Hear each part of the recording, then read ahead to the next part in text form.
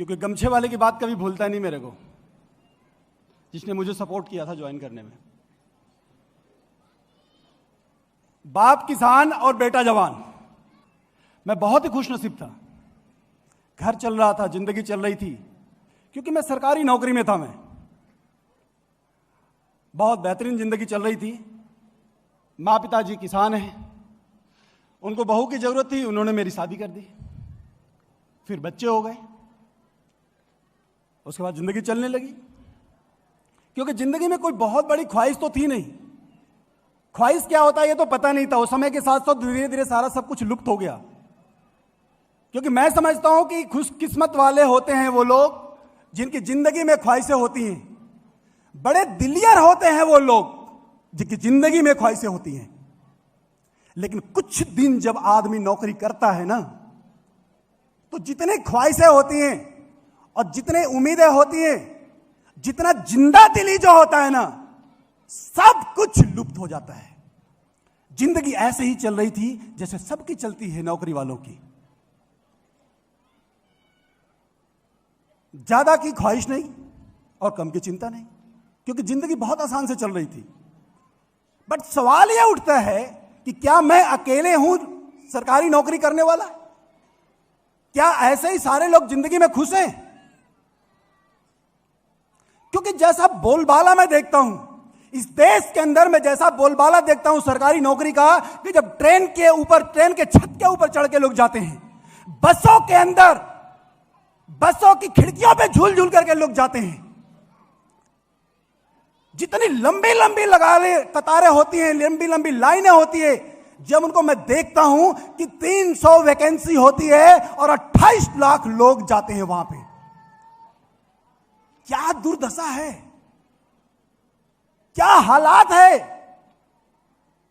और जब इस तरह की सिचुएशन से, जब वहां पे 28 लाख लोगों में से जब जूझ करके जब 300 लोग अगर वहां से निकलते हैं, तो उनको बोलते हैं ये खुशकिस्मत वाले लोग हैं। और मैं खुशकिस्मत वाला था, मैं, क्योंकि जिंदगी बहुत अच्छे से चल रही थी। एक एक चीज के लिए कंप्रोमाइज करना पड़ता था वहां पे। हाँ, खाने के लिए कम नहीं था, देने के लिए ज्यादा भी नहीं था। और जब मेरी शादी हो गई तो मेरी वाइफ जब घर के अंदर आई, तो उनके छोटे छोटे बहुत ख्वाहिशें थी, बहुत उम्मीदें थी, क्योंकि उनको लगा कि एक नौकरी वाले के साथ मेरी शादी हो रही है, बहुत शानदार जलवा होगा, बहुत कुछ लेकर के मेरे पास में आई।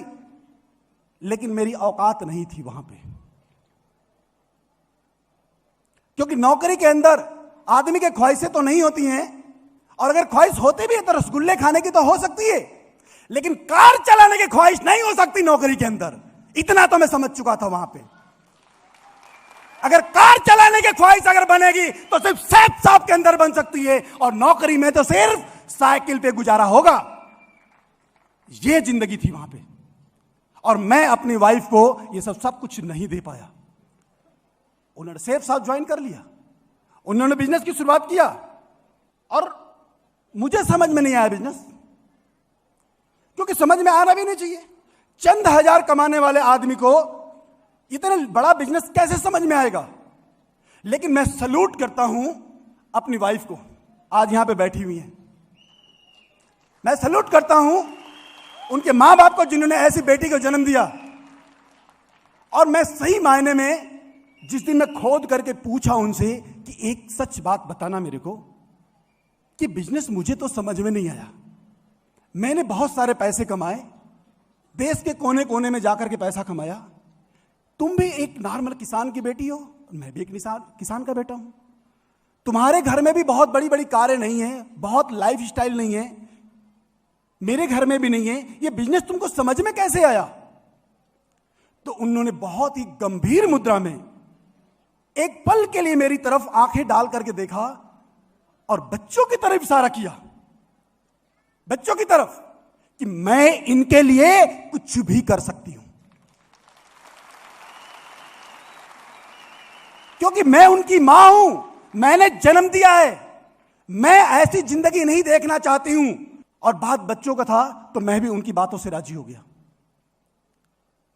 मैंने बोला कि बात तो ठीक है, लेकिन ये 25,000 रुपया अगर बिजनेस नहीं चला, 25,000 रुपये डूब जाएंगे तो उन्होंने बोला कि ये कौन सी बड़ी बात है, आपका तो हर 2 साल में 25,000 30,000 रुपया डूब जाता है। मैं बोला वो कैसे?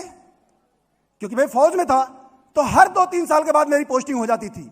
और उन्होंने बोला कि जब 15,000 का जो फ्रिज खरीदते हो ना, 8,000 में बेच के जाते हो। जो कूलर खरीदते हो उसको आधा रेट में बेच के जाते हो। जो बेड खरीदते हो 12,000 14,000 रुपए का, वो भी आधे रेट में बेच करके जाते हो। तो अगर सब कुछ देख लो तो बिना कहे हुए हर पोस्टिंग के, हर ट्रांसफर के ऊपर तुम्हारा 20-25,000 रुपए डूबता है। क्या तुम मेरे बच्चों के लिए ये छोटा सा 25,000 रुपया नहीं लगा सकते?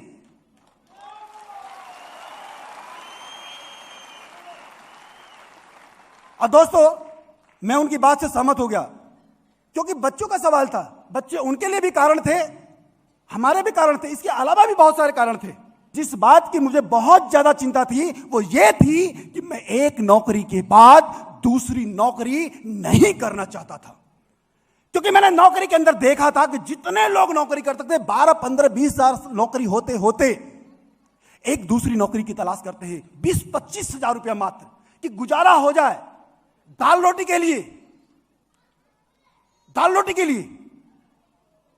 और मैं उस जिंदगी में जाना नहीं चाहता था, क्योंकि मुझे मालूम था कि वो जब लोग न्यूज़पेपर पढ़ते थे उठ करके, तो मैं भी न्यूज़पेपर पढ़ता। जब नौकरी खत्म होने वाली होती तो लोग अपॉर्चुनिटी ढूंढने लगते हैं, और मैं भी न्यूज़पेपर ढूंढता था। तो देखता था जो खेल के फील्ड वाले लोग थे वो खेल वाला पेज पढ़ लेते थे, जो पॉलिटिक्स वाले फील्ड के थे वो पॉलिटिक्स वाला पेज पढ़ लेते थे। लेकिन मैं जब नौकरी वाला पेज खोलता था तो फिर वही दर्द मेरे अंदर देख करके रूह कांप जाता था कि 28 लाख लोगों का सफर मुझे तय करना पड़ेगा, उन लाइनों में मुझे लगना पड़ेगा, और मैं लाइन में नहीं लगना चाहता था।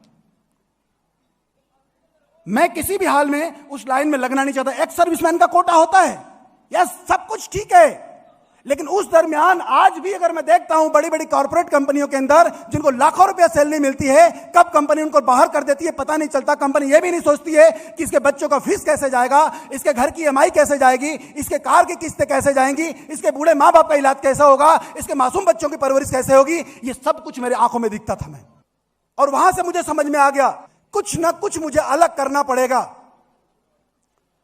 थोड़ी मेहनत हुई, वक्त लगा, चेक्स आने लगे, वहां से बिजनेस समझ में आया। क्योंकि बहुत बड़ी ख्वाहिश नहीं थी मेरी, क्योंकि मैं एक नौकरी करने वाला एक फौजी आदमी था, और मेरी जो ख्वाहिश थी कि जिस दिन मेरी नौकरी पूरा होगा तो दिमाग में कभी आता था कि ट्रैक्टर खरीद लूंगा, कभी दिमाग में आता था कि भैंस खरीद लूंगा, जाकर के उसको दूध निकाल करके व्यापार कर लूंगा, कभी लगता था कि फार्चून की दुकान कर लूंगा, कभी दिमाग में आता था कि यार उस समय पीसीओ का जमाना था, बार बार दिमाग के अंदर आता था कि चल के पीसीओ खोल लेंगे, धंधा चल जाएगा।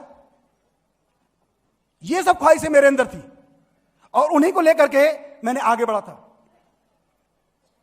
लेकिन जैसे बिजनेस के जब चेक्स आने लगे, जब बिजनेस के चेक्स आने लगे तो मेरा भी मनोबल बढ़ने लगा, और एक बात समझ में आया कि अगर एक आदमी के काम करने से अगर इतना चेक्स अगर आता है, अगर काश मैं भी अगर उसमें सहयोग कर दूं तो कितना मजा आ जाएगा, फिर कितना बड़ा चेक होगा।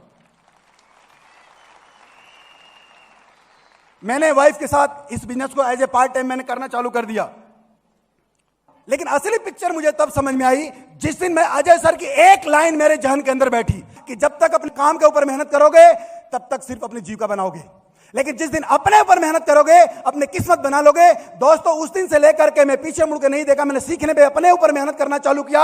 आज नतीजा है कि मैं डबल डायमंड बन के खड़ा हूं। मेरे टीम के अंदर से डायमंड आज भागीरथ सिंह आ रहे हैं, 2 रूबी का प्रमोशन है, कई सारे टोपाज एमराल्ड का प्रमोशन है, और आज यहां तक इस सफर में पूरा होने के लिए मैं सत सत नमन करता हूं।